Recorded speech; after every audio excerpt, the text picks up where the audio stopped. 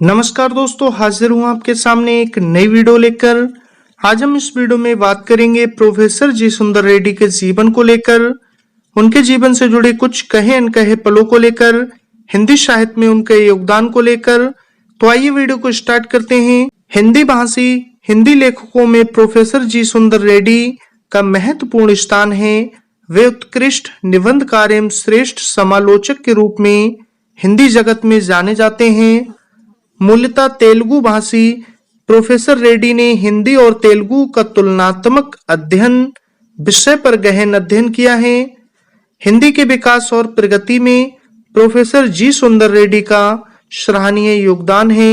हिंदी के जाने माने लेखक के रूप में प्रोफेसर जी सुंदर रेड्डी ने अनेक ग्रंथों की रचना करके हिंदी भाषा पर अपने अधिकार का प्रमाण दिया है। तो चलिए जानते हैं इनके जन्म और स्थान को लेकर। प्रोफेसर जी सुंदर रेड्डी का जन्म 10 अप्रैल 1919 ईस्वी को आंध्र प्रदेश के बेल्लूर जनपद के वत्तुलपल्ली नामक ग्राम में हुआ था। हिंदी के साथ साथ आपने तमिल और मलयालम भाषाओं पर भी कार्य किया। ये आंध्र विश्वविद्यालय के हिंदी विभाग के अध्यक्ष रहे। प्रोफेसर जी सुंदर रेड्डी के अनेक निबंध हिंदी, अंग्रेजी एवं तेलुगु पत्र पत्रिकाओं में प्रकाशित हुए।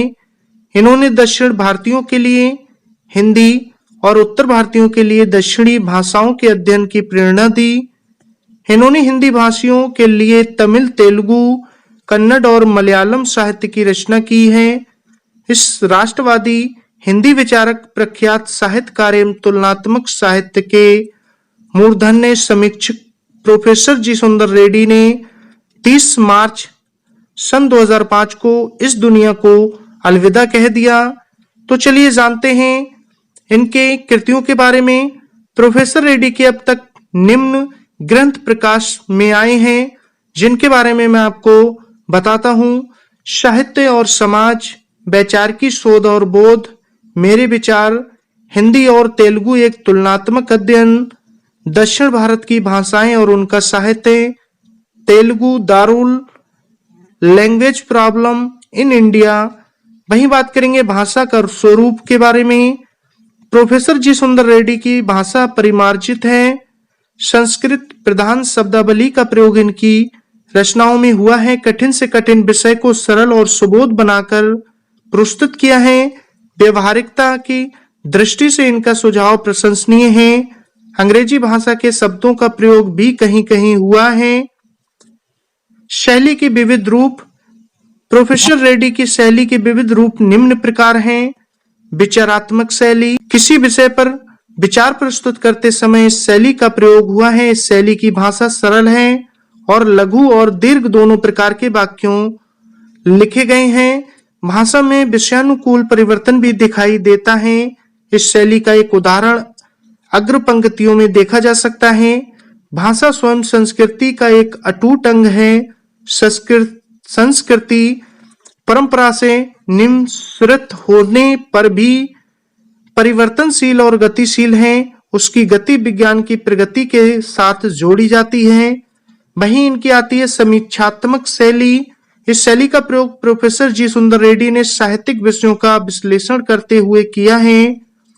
इसके बाद आती है गवेषणात्मक शैली।